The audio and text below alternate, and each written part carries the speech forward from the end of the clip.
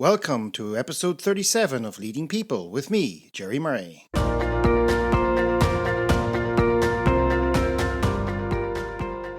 This episode is brought to you by Wide Circle, helping you make better talent decisions. To learn more, visit widecircle.eu, that's WIDECIRCLE.eu.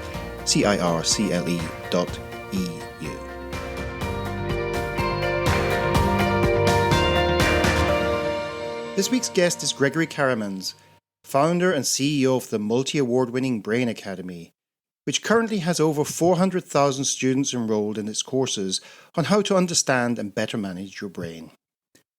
The aim of the Brain Academy is to make brain science accessible to as many people as possible in a way that anyone can understand it.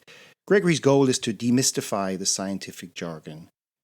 During our conversation, we touch on some common myths about the brain before getting into how leaders are impacting our brains at work and what can be done to ensure that these are positive impacts.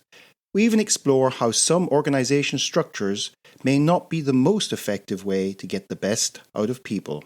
And stay tuned to the end because Gregory has an offer for some lucky listeners. So let's dive right in. Gregory Karamans, welcome to the show. Thank you, Jerry, for having me. So, Gregory, you and I met a few weeks ago. I mean, I knew your work before because I'd been following some of your stuff and some of your excellent courses. And then you and I found ourselves as one of, privileged 8 people who were invited to speak at a TED Talk, of all things. Now, it wasn't your first one. And then we got chatting and the idea came out that maybe we should bring some of all this wisdom and knowledge you have to a wider audience. But I'm sure a lot of people out there are probably wondering, who is Gregory Karamans? Like, how did you get here? Is there a sort of person, place, or an event that stands out in your journey to where you are today? Or was there sort of an epiphany moment or a series of epiphany moments? Maybe just spend a few minutes and introduce yourself to our listeners. Yeah, well, my name is Gregory, and I'm the founder of the Brain Academy. Now, I started the Brain Academy in 2014. Before that, I was the director of the Institute of Neurocognitivism, which is quite a well-known organization here in Brussels. And it's really there that my passion for the brain started. I've always been interested in personal development, but I was somehow read a lot about authors that were but much more into the esotericism but once I got hooked on the brain, basically the thing with the brain is everything is scientific, everything is about facts, and it's not about my experience or how I feel things might be and giving advice to people. No, you just go into studies, research, and then it's just facts. And that approach, that way of looking at the world, looking at behavior, looking at trying to understand why people do the things they do the way they do them, it just completely fascinated me. So I started the Brain Academy with this aim, this vision, this will to basically make brain science accessible to as many people as possible, because unfortunately research and studies are today still, so many researchers and professors are great researchers and professors, but they're not as skilled in communication, let's put it that way. I do not refer to myself as a scientist. I'm a communicator, and that's what I do. I take these sometimes opaque studies and jargon and translate it in normal human vocabulary and add some fun and interesting stuff and make links between the different studies and that way translate the knowledge about the brain and bring it to the masses, basically. And it's been, since 2014, now we have over 400,000 people who have followed our courses. I gave 2 TEDx's. We've been featured in Entrepreneur, CNN, the Economist, etc. So it's been a hell of a journey. It's been really interesting. And the more I study and learn about the brain, the more I'm fascinated and hooked by it.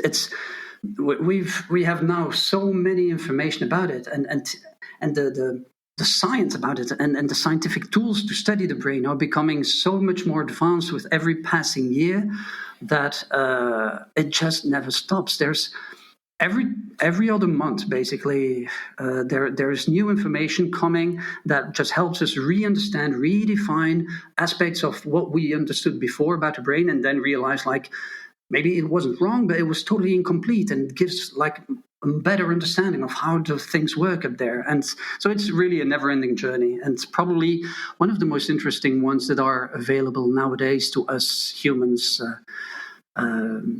Because from an industrial point of, well, no, I guess in IT, etc., there's a lot of exciting things to do, but you need so much knowledge to be there, and so much craftsmanship. That's probably not the word, but from the brain's perspective, if you follow it, it's just open to everybody. With the internet, with the books, you can access so much information, and use it into your own life to make your own life better, but also that of the people around you. It's because we all have a brain, right?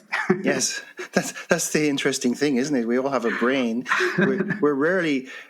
It always intrigues me. I suppose there's a reason for it, but it always intrigues me that we haven't started to see brain education and how to run our brains come into the education system. Of course, a lot of stuff is emerging in the last 20 odd years, which has really advanced the understanding of the brain. Thanks to brain imaging, because before that it was a black box. We didn't know. It's crazy. And you mentioned, you even mentioned computers there, and there's been a lot of convergence between computer scientists, particularly in the world of artificial intelligence. And I've seen literature where neuroscientists are learning from the computer world and vice versa. So it's actually a very collaborative space because of the way that they're both trying to understand something from maybe two different starting points, and they're finding it useful to talk about. Particularly the guys in the AI world are trying to figure out how to model how the brain works, for example, and brain scientists are intrigued by some of the assumptions they make, and there's quite some stuff going on. But my own journey was similar to yours in that I also was into a lot of personal development stuff, and noticing that certain things that we were being told really worked. And then I came to the conclusion, but how do you explain how these things work? Mm-hmm. And I'm a big fan of applied neuroscience. So it means that it's like you're trying, what your aim is with your Brain Academy is, you don't, when people hear about neuroscience and the brain, they often maybe switch off and say, I'm not a scientist, but actually you don't need to be a scientist to understand some basic principles and to relate them to your day-to-day life. Isn't that right? Absolutely. And actually, when you learn about the brain, you realize that most of what we know or think that we know, I mean, people who aren't really digging into the brain stuff, but most of the things we thought we knew were just completely wrong. When you ask just the first person you meet in the street, why do we have a brain, for example? Usually you will get an answer about things like, to think, or memory, or focus, something like that. No, that's not why we have a brain. Memory, focus, all those things are just happy byproducts of having a brain. You don't need a brain. You do need a brain to think, but it's not why we have a brain in the first place. And actually, when you look at computer development and where the first computers were good at, it was about this byproduct, this happy byproduct. The first computer, there was a strong development with computers, and linking it to the brain had to do with chess, for example. So the chess computers, it was a big deal when the first chess computer beat a human. I believe it was Kasparov, and it was called Big Blue, something like that. I'm not sure about that one, but it was in the 80s, I believe. And it was a very big thing. Oh my God, a computer got so smart. No, that's so easy to replicate. You just put some rules in it, and the computer, it's so easy. The really hard stuff, and the very reason why we have a brain in the first place, it's a theory that I really like, and that seems to to be correct is that the very reason why we developed the brain in the first place was not to think or rationalize or whatever, but was to simply coordinate movement, to move from point A to point B. Why? Because when you look at even the most simple living being that starts to wiggle a little bit, well, you will start to see a beginning of something that resembles a central nervous system. And yes, plants, flowers, trees, they don't move and they don't have a central nervous system. Everything that moves does. So it's a very strong theory. And when you look at the development of our brain from an evolutionary point of view, the oldest parts of our brain, the cerebellum, etc., one of its tasks is to coordinate movement. Now, look at the computers. How far? Now we're getting there, finally, but it took us like 40 more years to get to a computer able to walk and keep its balance and walk on two legs. 4 legs, we were kind of good with that earlier, but the 2 legs, it's only now that we're really getting there. And it demands so much power, so much energy and computational power to get there. That's really hard stuff. And we do it as if it was nothing. We, like a 6-month-old baby starts to do that, right? But it's the essence of why we have a brain. All the rest comes later. And then, of course, there are other things. But that's like one of the foundations of why we have a brain. So, and then afterwards, we're surprised that, well, we're spending most of our life active life behind the desk. It's funny that, no? It's called active life, but we're behind the desk. And we don't move, and we don't go out, and we come home, and then we watch Netflix, and so we sit down some more, or lay down on a couch, whatever. And so we do not use our brain the way it was intended to, meaning coordinate movement and push us and do and go for, well, exercise as much as possible. That's why exercise has huge positive implications on regular exercise, on brain health. You would think that, I exercise because of my body. No, it's because of your brain. Your brain will become better if you exercise regularly. And I have a whole list of those, So it's funny to see just to that memory and focus. They will improve as well from exercising, actually. So it's funny how we originally misconceived many things about the brain. That's just one of them. Okay, so anybody out there now who needs a good reason to go exercising, but wait until the end of the podcast, please. Now you've got a good reason for going exercising. I want to get to the whole brain in the workplace and leadership, but just before we go there, just because you've kind of raised the issue, what are 2 or 3 more of these common myths that people have about brains that often, you hear them in conversations? Maybe our listeners are curious to sort of maybe eliminate a few of these things from their vocabulary or their thinking processes. So what would be a couple of classic ones that sort of stand out, without going into lots of detail now, because you can go and watch a lot of your courses on this, but a couple of quick ones that people might be going, oh God, I didn't think that. I've been saying that for years and now I realize it's not so true. Okay, so the first one, no, we do not use only 10% of our brain. Our brain is like the most advanced biological structure in the known universe. It took millions of years to get to that. And then we would go like, let's only use 10% of that. That just doesn't make sense. Actually, with neuroplasticity, there is the second rule of neuroplasticity is use it or lose it. So if you don't use neurons, the connections will just get severed. You will just lose the connection. It will physically not be there anymore.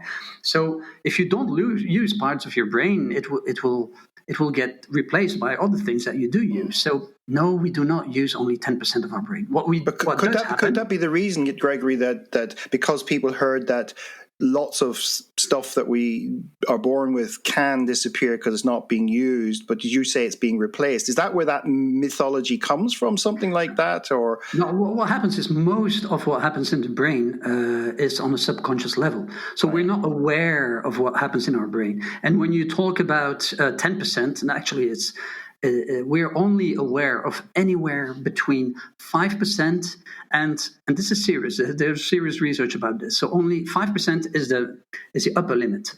Some estimates go as low as 0.0005%. I kid you not. That's just ridiculously little awareness of what's going on in our brain, so the myth is not we only use 10% of our brain, but we're only aware of so little that happens in our brain, and that's actually way less than 10%. Now, another one, very pervasive myth that makes me. I've debunked this so many times, and it comes back all the time. Is this? You've probably heard about this. We're right-brained or left-brained. Mm-hmm. If you're right-brained, you're more emotional type, and if you're left-brained, you're more analytical. Not true at all. Again, it's linked to the 10%. Why would you only use your right brain or only your left brain? Actually both our hemispheres, our brain. It's true that we have two brain hemispheres, but we're not only using one or even more one than the other. Everything is so interlinked that when we use the right part, there are parts on the left that are lighting up as well, and vice versa. Our brain is so complex, so rich, and above all, so interconnected that it just doesn't make sense to only be like right-brained or left-brained. You would see that if you would actually cut the brain open, you would see more neurons on one side or the other. You would see a higher neuron density. You would actually see more connections going to one side or the other. And guess what? It's not happening. You do not see that. It's not a real thing. So people who say that, actually there are whole consulting firms that have been built on this concept. It drives me mad. People are just so... there's always like a basis of truth somewhere. It's actually based on some research that's been done dozens of years ago, but then it's been taken out of proportion, taken out of context and blown out of proportion. But in the end, it's just not true.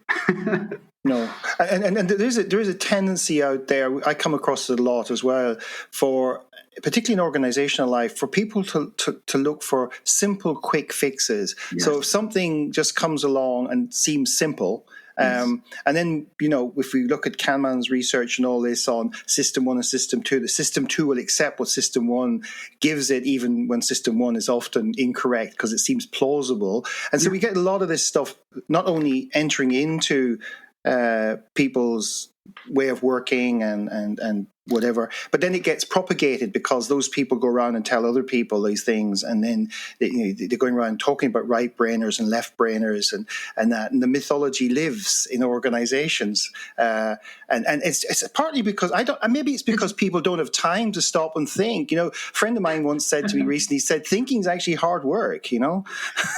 It is, and that's because you use you were mentioning Kahneman, and I do recommend everybody who's interested in their brain to read. Well, it's a little more advanced lecture already, but it's a brilliant book. His bestseller is called Thinking Fast and Slow. So there are two basically operational modes in our brain, and the one is automatic and fast, and that's the one we use like 95% of the time. And then there's System 2, which is slow, and that one, yes, it's hard. It demands a lot of energy. Our brain represents only 2% of our body mass, but it uses up to 20%. That's 10 times more. 20% of the energy of our body. So yes, it does. When you do use it right, it does take energy. It is hard work. Okay, so there's more myths to be unpacked, and they can go look at your course materials for that. Let's get into the world of work now. And I had this kind of operating concept here, the leader's brain at work, because this is all about leading people. But this is also relevant not just to the person who has the status or role of a leader, but it's also relevant to the people around them. And the types of things that occur to me on this are, when the brain is going to be part of our person's self-awareness and this notion of self-leadership, but it's also knowing how your brain operates and functions, etc. It's also how you understand other people and relate to them, and even the wider context, how you interpret context. Now, I know that's a very big subject area. But what are some of the things that, if there's people out there who either work in leadership positions or aspire to leadership positions or maybe advise people on leadership, what are a couple of things that they should really be paying attention to in terms of leading people? Where to start? This is actually, I created a course on leadership which lasts like for over 3 hours. So it's and even there I kept it short. So what's the 10-minute version of that?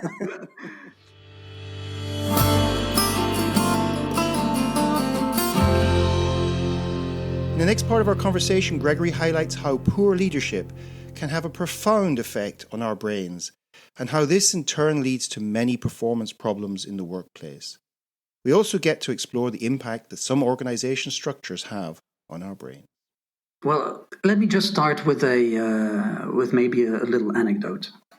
When I worked for several companies, and actually, in one of the former companies, I met the CEO of that company years later, when I was already doing the Brain Academy and having quite some success with it. And so he came to me and he asked me, Gregory, why didn't you do that with us? Why didn't you create all these things and were so the way you are now with us when you were working for us? And the short answer was, you never let me. But the longer answer was, you didn't create the right environment for me to thrive. I had to create it myself here within the Brain Academy. But the truth is, I had all this potential all along. And we all have. Every single one of your employees, every single one of your teammates has a huge potential. Now, guess what? It's just like, and with the brain, we see that with babies. They come to the world and they have all this potential, but depending on where they are born, in which environment they are born, some of that potential will get turned on and will get activated and will be able to do things, and others won't get activated because of the environment, because of the lack of stimulation, etc. A very small example is more concrete, is language. Any baby in the world is born with the capacity to learn any language in the world. We all have the capacity to pronounce all the sounds, to hear all the sounds. Every single one of us at birth has that capacity. And then in a matter of years, you don't hear certain sounds, you don't have to pronounce certain sounds, you lose the ability to pronounce those sounds and to even hear those sounds. You do not even hear them. My wife is South American, and we speak French at home. And in French, the en, un, there are 4 very different sounds. En, un. Now, in Spanish, you only have a, e, I, o, u. There is no, for her, she hears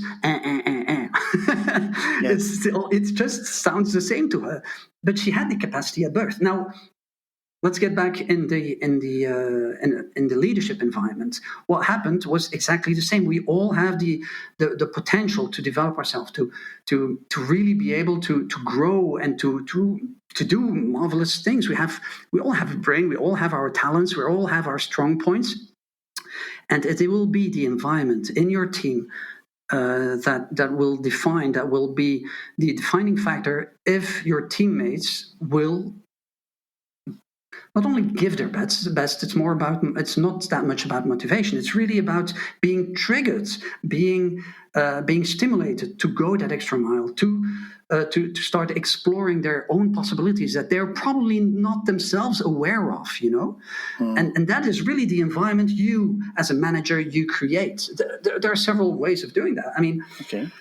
Let's go for that, because that was more or less where my next question was going, is how can you create the brain-friendly, the brain potential, the potential for a brain to thrive? What are some of the things, if you reflect back? I mean, there's lots of us, probably people listening to this podcast who decided to do something similar to what you did and decided to leave the big organizations. Maybe people out there who are more still trying to be enlightened and work within organizations and figure this stuff out. So let's unpack that a bit. Yeah. maybe quickly first, what not to do. Still today there are so many managers. I won't call them leaders. Managers are they manage by fear. And it's do the way I say, and just do it because I'm the boss and you're just the employee, etc., etc. Managing by fear is a perfect recipe for disaster. It just you just cut every initiative and possibility to thrive and to what I just explained to get the potential out of your people. Why? It's actually extremely simple. Look at the brain. What's happening when you fear something, you activate the limbic amygdala, which is the center for fear and aggression in our brain. This limbic amygdala, actually, I talked about this in my TEDx, if you listened. The limbic amygdala is connected to the prefrontal brain. The prefrontal brain is the smartest part of our brain. So when you activate the limbic amygdala, it cuts that connection, or at least it blocks it. So we're not under stress, under fear, we're not able anymore to access the most advanced part of our brain, the part where we are creative, where we are proactive, where we have all these problem-solving skills right at our fingertips. You just cut that off your list of possibilities when you manage by fear. So, and then what you do is you create an environment of learned helplessness. Learned helplessness has been, I'm not sure, I believe it is Seligman who introduced that. I was going to say Seligman, right? Martin Seligman. Yeah. Martin Seligman. I believe he was one of the first who introduced that term, and it's really about making people just lose any proactivity and any will to find a solution to whatever problem you're in. They did all in his book, Learned Optimism. He talks about this, how he explains how the research came about. So how they put dogs in these cages and they gave them small little electric shocks, and some dogs had the opportunity to jump away and they wouldn't get the electric shock, and others had just no way of avoiding the electric shock. And so they would see that afterwards, if the dog, they would put them in a different environment where they would have where they had the opportunity to jump away from the electric shock. The ones who at first didn't have the opportunity to do that they had this learned helplessness. They just laid down and they got the shock, and they weren't even trying anymore to get out of the problem, to get out of this state of being physically attacked, physically abused. Whilst other dogs who had initially the possibility to jump away, they were still extremely resilient, and they started to look for other solutions, and they jumped out of the bad situation. So that was groundbreaking research. That was really fantastic to see, because Seligman started to apply that as well later in his research, in his career, to people. And he noticed exactly the same happening to people. When you are in a situation where you're managed by fear and you feel like whatever I do, it doesn't matter anymore, or it doesn't matter anyway. Whatever I do, it's not good. It's not good. It's never good enough. It's I will get fired anyway, or my boss is never happy, or he doesn't see what I'm doing, or he takes all the credits. Stuff like that. From the moment you feel you do not have power over your own destiny, or that you don't have your that whatever you do, it doesn't matter. You stop trying. Yeah, you stop trying. So that's a very toxic environment where you just let people fade away, basically, and become. They lose their lust for work, and maybe not their lust for life, but lust for work. It's the kind of people who will look at 3:30, start looking their watch because at 4 they can go at home and stuff like that. They're not invested in their job because it doesn't matter anyway. No. No, I mean, this actually, I had Professor Paul Zak on the program a while back, and he is just bringing out a new book on what he calls immersion. And autonomy is one of the key things that he highlighted. And he's done a lot of research into oxytocin and stuff like that, which has its own debate going on. But he was highlighting this, and you just see so many studies coming out. And so many people just translating that into day to day, like you're doing, right? And yet you look at organizations and people are still doing the stuff that doesn't work. And actually, I wanted to just share, I came across the other day, I'm a big fan of the work of Sir John Whitmore in his early work in the coaching world, because he was one of these people that brought coaching from the world of sport into the world of organizations. But I saw a quote the other day, I may not get it totally right, but he says, if you keep using carrots and sticks at work, don't be surprised if you end up with a team of donkeys, I love it. Yeah. The other one I love is when you pay people peanuts, you get monkeys. Yeah. No, the only interesting thing is I always thought that donkeys were quite smart, but they were smarter than we thought. But anyway, listen, so if we get into, now we look at this idea of contextualization. So the minute you create a fear environment, don't be surprised if people stop thinking, basically, because the amygdalas go and not safe. It goes further than that, right? It's really what you just, autonomy is not enough. When you have autonomy, it's great. But autonomy meaning you're able to do the things you want to do, and you have projects and you can work on them, etc., etc. Now, I've seen a lot. I've seen many times how things go wrong as well in matrix organizations, because you can have this autonomy, but still be affected negatively, and having still this sense, developing this sense of helplessness, learned helplessness, because of the way the workflow is structured in your organization. For example, you're working in your department, and there is another department taking a decision without you, but the decision of that department has an impact on your work, and so you're responsible for your work, but your work is affected by something you have no power over, right? You have no way to influence that. You have no way to shape those decisions, and that is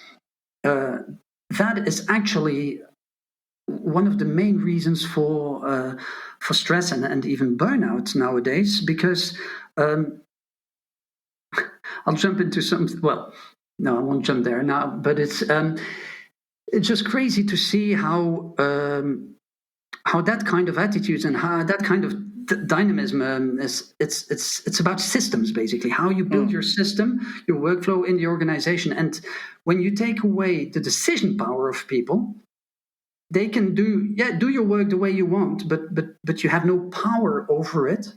Then it will affect you negatively as well. It's about responsibility and power. So, meaning you have the power to do something, but it's about responsibility. So it's about when something goes wrong, to whom will they go? So if my work is impacted by someone else, but if things go wrong, they come to me. That's so wrong.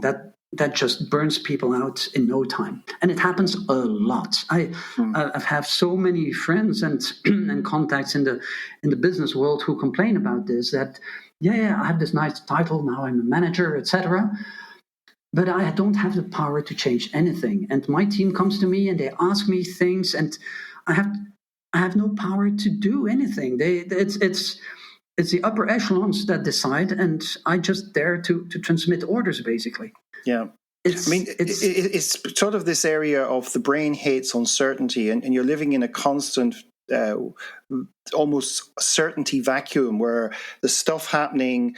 And, I've noticed myself, if I have too many decisions to make and no sense of any of them making progress, I can personally feel quite stressed by this. So I often say, therefore we're into this procrastination thing. Now, the amount of people who can go into meetings and nothing gets decided. So you just need to accumulate enough of those. So what you have is these open loops. The brain now is going, there's so much stuff open that's not resolved. And we all start to feel stressed. And at that point, we're into this, we need to have tools or capabilities to cope with that, and to now start to eliminate that and start to go, okay, if there's one thing I could focus on, one thing I could get done now, which would close one loop for me, what would that one thing be? Do I need to talk to somebody to close another loop? But we can get completely paralyzed by this. I mean, I'm sure there's people out there have been there. They're thinking, oh my God, we're getting nowhere, right? Right. So, no, and then... Sure. You have two problems here as well. Well, first of all, there are way too many meetings. Second of all, is that our brain never stops anymore. So because of the modern technology, we can get called. We can any time of day in the weekends, even during our holidays. If not called, we're getting emails or messages, etc. Our brain never rests anymore, never stops anymore. That's one of the... It's one of the brain pillars one of the main pillars of a healthy brain is having regular breaks. When you just go on and on and on, and the first thing you do when you wake up is you check your mails. The last thing you do when you go to sleep is you check your mails. In the weekend, you do that as well. Even on holidays, I mean, you don't get any downtime anymore, and our brain really does need that. Our brain is a wonder of evolution. I say it all the time, but it has many vulnerabilities. It needs care and attention, just like our body. You can't just go. You can't go living your life eating McDonald's in the morning, lunch and dinner, and then I mean, it will affect your body. You just know that it's going to happen. Well, the same with our brain. We need to take care of our brain, and one of those basic brain health, basic healthy behaviors we all need to develop is being capable of saying no, of taking pauses, of saying like, sorry, this weekend, you won't be able to reach me. After, I don't know, 6 p.m. or whatever works for you, 8 p.m., whatever, you won't be able to reach me. I have this policy, it's a little weird, but I have a no reply policy, meaning that I don't reply the same day. If you send me a mail, you will extremely rarely get an answer the same day, let alone the same hour. That's just not going to happen unless it's extremely urgent. But then you better call me because I won't be checking my mails anyway. And there is a reason for that, why I do that. The more important the mail, the less chance you have that I'll reply right away, because part of that taking a break, the part of the importance of taking a break, well, the most important break of the day is our sleep. You have no idea, Jerry, how many times I've given workshops, and always I ask how many people here sleep at least 7 hours a night. And every single time, about 40% of the room raises their hand that they're not sleeping 7 hours a night. Less than 7 hours sleep a night is called sleep deprivation and has long-lasting repercussions on our brain. Well, short-term is less lack of focus, memory, etc., more prone to errors, etc., etc. Long-term, I mean, we're building up beta amyloid plaques, which are one of the main reasons why we develop dementia and Alzheimer's. So it's really, really, really bad. And we know all that. And still, 40% of working population doesn't sleep at least 7 hours a night on average. So, but what happens is during our sleep is, for long we thought like, we rest, right? No, the brain never sleeps. It's like New York. It never sleeps. And the brain, what happens with our brain is that it does all these maintenance tasks at night. And our brain one of the things it does during those maintenance tasks is linking the information, the new information that came in during the day, processing it and linking it to the already available information. So the next day, our decision making, the quality of our decision making goes up, but it's huge difference. We're just way better. We make way better decisions after sleeping a night on it. So that's why it's really my policy. I do that. I never, or extremely rarely, answer the same day on any mail you're sending me. Now let's just check. Oh no, but we had a talk, of course. But still, when you mailed me, did you get immediate responses from me? I'm not sure, because I use the same technique. If you notice, you often get an out of office from me, which is standards, always on, to say that I only process. I should use that. Yeah, but it's also coming from the same base. Tell your listeners about this, because this is brilliant, actually. Yeah, it just says I only, in order to get focused, important work done, especially from my clients, because they obviously pay the rent and everything eventually. But I say I only process emails a few times a day, and I'll get back to you as soon as I can.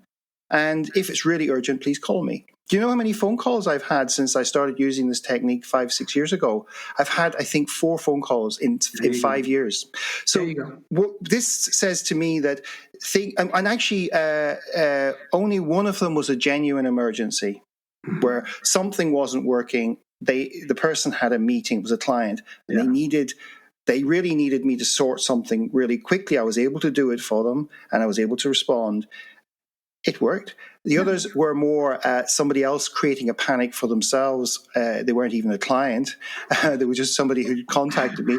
And, it just shows you about, when you talk about saying no, what I like, one of the things I like in a lot of the work I've been doing on negotiations and other things, teaching that, is the best way to say no to somebody else is to say yes to yourself.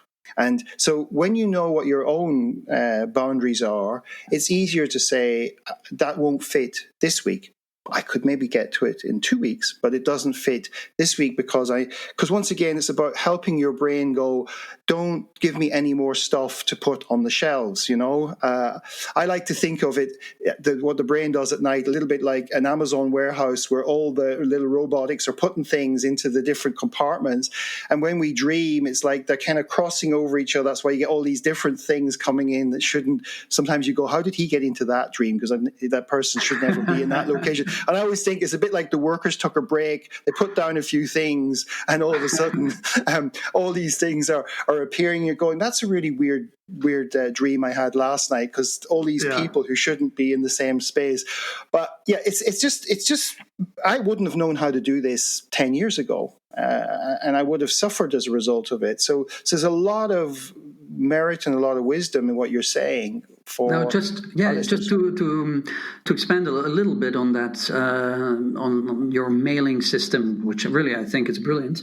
It reminds me strongly of the work of Tim Ferriss, the 4-Hour Workweek. I don't know if you read his book, but he goes really far. It's funny because at one point he goes like, I decided just not to answer my mails anymore, just not at all, and see what happens. So. And so he said, like, after a couple of weeks, I realized that problems tend to solve themselves. Yeah.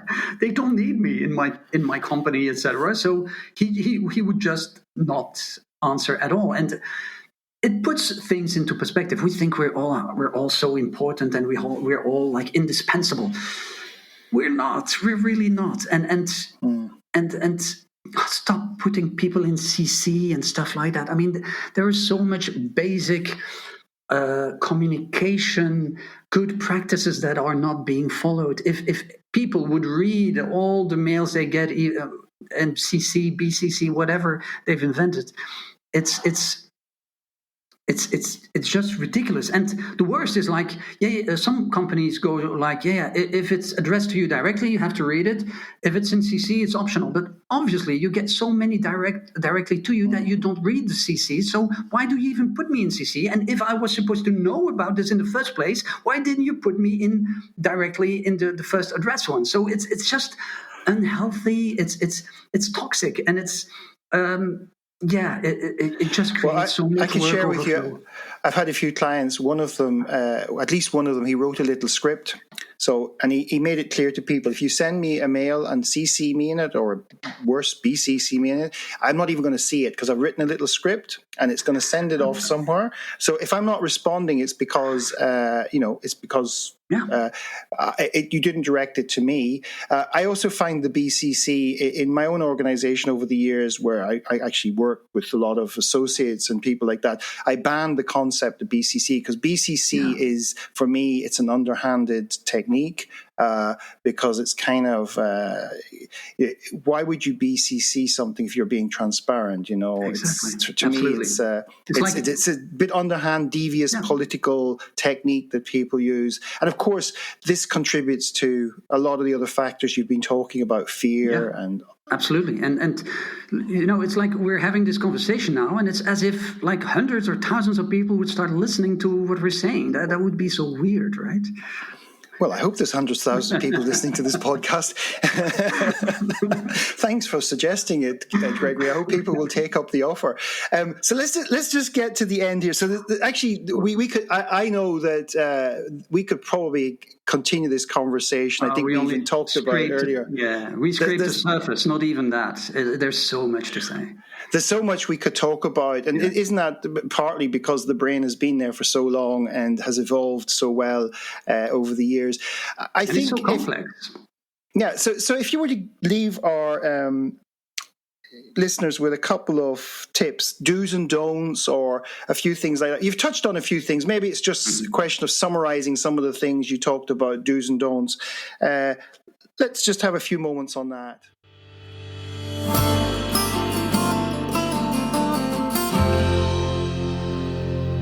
Final few minutes, Gregory shares his top tips for looking after our brains and being able to perform at our best, and also how to get some free Brain Academy courses. Well, to summarize, first of all, avoid to put people into a situation of learned helplessness, right? Where people, if you really want to get the best out of your people and to get all the potential that's in them out there, give them a sense of control. They need to feel that they're in control. That doesn't mean that they control everything, but even if they control only one aspect of their job and they have responsibilities, but also the power to change and to innovate, or to it's really up to them. That will empower them so much, and you get out of this problem of learned helplessness. So from a slightly broader perspective, then, it's the whole environment that determines if we're successful or not. And so create a healthy environment where people feel good coming to work, and or even if they're telework, just our environment has so much more impact than we thought it would. There are so many studies out there. I would be capable of talking about this for hours nonstop. So create really a healthy, positive environment where people feel it's okay to make errors, because that's the thing. People aren't trying out new stuff because they go like, yeah, everything I've done so far has worked, so why would I risk doing something wrong? Well, of course, if you punish taking risks, of course they won't take any risk. But if you promote it, if there are no negative consequences, if you even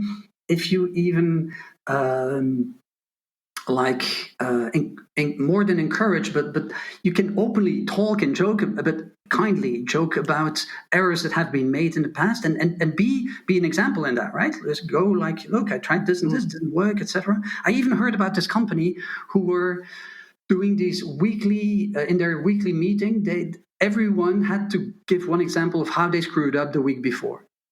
I thought that was brilliant. Just to take away, like oh my God, I did an error, I made a mistake or whatever. Just take away the drama and create a positive environment. Could you imagine a football team, Gregory, where a player who narrowly missed scoring a goal, they just took him off because they said, well, you've had one chance and that's it. I mean, we wouldn't have much football to watch. Right. I mean, when we look at it, and teammates don't often come down hard. They come down, oh man, you missed it. Yeah. But it's all about the next time maybe. And you had some more points because sorry I interrupted you. No problem. Well, one thing we didn't really touch upon was, we talked about stress and how it paralyzes people. Well, it's a long stress, a chronic stress, right? That is a problem. But even when you get into an acute stress, there's like this big deadline or whatever. Your role as a manager can really help a lot. And the problem is, when you're in stress, when that limbic amygdala gets activated, it's because you see a perceived danger. Again, it's not about a real danger, it's a perceived danger. That's why this survival mechanism kicks in.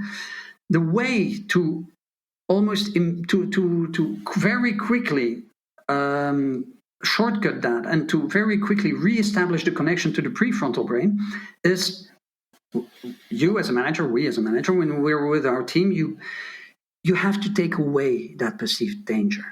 And doing so, you just show that you're not part of the problem as a manager, right? I'm not your enemy here. I'm here to help you. And showing understanding and like, hey, look, I would be angry as well if that would happen to you, or if that would happen to me. I mean, I would be upset if I would be in your situation. Let's see how we can solve this, right? Be part of the solution, not part of the problem. Don't be the one who imposes who creates the toxic environment, the high pressure environment, etc., but be the one who will help them thrive and reestablish that connection between between the prefrontal brain and the rest of the brain, and being able to access that most advanced part of our brain. Yeah, if that makes sense. Yeah, sometimes just taking a break, getting everybody to break from what they're doing can be a valuable way of getting a bit of a reset going, can be for some people. Because some managers go, no, we have to keep going. And maybe sometimes it's like, we need to take a break and just allow some of this to filter, and maybe we'll come back with a bit freshened up. Breaks. Regular breaks. We're incapable of focusing. Well, it depends on the person. Some people, it's only 15, 20 minutes. More advanced users of their brain would get into 45 minutes, an hour, but more than an hour, forget it. It's just not possible. Our brain, if you're really focused, if you're really in system 2, you're just burning up all your energy. You need a reset. You really do. Even 5 minutes, a bio break, even that is good enough, but you need them, definitely. And a byproduct of our last 2 years of mainly online work is this concept of meeting hopping. Like, you're literally... It's almost like you turn up somewhere and you go, oh, where am I now? Oh, which meeting is this? I mean... can you just can we have like a minute or two on that? What is the impact on the brain if you're just going from one meeting to the other on different? Obviously, each meeting probably has its own different subject, but what's happening to what kinds of things should people really? I think it's not a great idea. Maybe you can do it for 2 or 3 meetings consecutively with a short break in between, but after a while, it's going to wear you down. But any little tips on that? Well, you need to be really highly organized to be able to do that, and. In the first place, it shouldn't be happening anyway. It's just not healthy. It's not good. If you didn't prepare for a meeting, why do you show up to the meeting anyway? And if you need to discuss things, just send over some information and have everybody read it, and then go in a meeting for 10 minutes and take the decision together. You don't have to go through the whole information and just blocking so many people's time, etc. So I'm really not a fan of all these consecutive meetings. Now, if you want to survive that, being highly organized and trying to find a way to just know with quick notes beforehand. Okay, this is about that. This is about that. Start your day. Probably the best way is to just start your day and have a clear view of what will happen today, and know beforehand what you can expect. If you just run from one meeting to the other, you will feel exhausted at the end of the day. You will have felt like you're just putting down fires the whole day, or running behind whatever, life, work, whatever, and you lose that sense of control, which is vital to not fall into the learned helplessness. You have to stay in control. That sense of control is vital. So, cut down those meetings anyway. They're no good. So on that note, how do people get in contact with you, Gregory? What's the best ways to get in contact? And I believe you have a little special offer for our listeners today, for those who are interested in learning more. Absolutely. So Brain Academy, it's easy. You go to brainacademy.com. There you can see what we do. We have. I'm being told all the time that our content is pretty unique, and I hope you'll enjoy it as much as the members we have now. There's a membership area. There's a possibility to take individual courses. There's we train people as well to become brain coaches. So anyway, go and have a look. It's really we're having a lot of fun with it. And yes, for your listeners, Jerry. We have, as I was mentioning before, we have this course. It's called The Science of Leadership. It has been mentioned in I believe it was The Economist. No. It was an entrepreneur. Entrepreneur was really saying that was like one of the top 5 and. One of the top 5 online courses on leadership. And I'll be giving away 10 spots, 10 free accesses to the Science of Leadership. If you just have to, well, from today until, I'll give it 1 week. So everybody who signs up, it will be randomly picked. I'll randomly pick 10 people out of the 1 week period, starting from the moment you will post this podcast. We'll put a link in. I think we'll put a link. Exactly. You can sign up through the link. And and anyway, if you do not want to get any mails from me after that, there will be an unsubscribe in the first mail, so don't worry about that. I'm not a spammer. Anyway, we're in Europe here. GDPR is very important, etc., etc. So, okay. But 10 free Science of Leadership courses for you. Well, we managed to do this in under an hour, and I think it was. I hope our listeners got some useful insights and tips, and I'd really like to thank you for sharing these insights and your tips, and of course your wisdom on how our brains work with our listeners today. So until next time. Thank you, Jerry. Take care and speak to you soon. Bye. Thank you for tuning in to this week's episode. You will find details of what we covered in the show with links, etc. in the show notes. Please share your key takeaways from today's guest and let your friends and colleagues know about the podcast. Oh, and if there's a particular author or leading thinker you'd like me to interview, just get in touch and I'll do my best to get them on the show. This episode was brought to you by Wide Circle, helping you make better talent decisions. To learn more, visit widecircle.eu. That's WIDECIRCLE.eu. Until next time.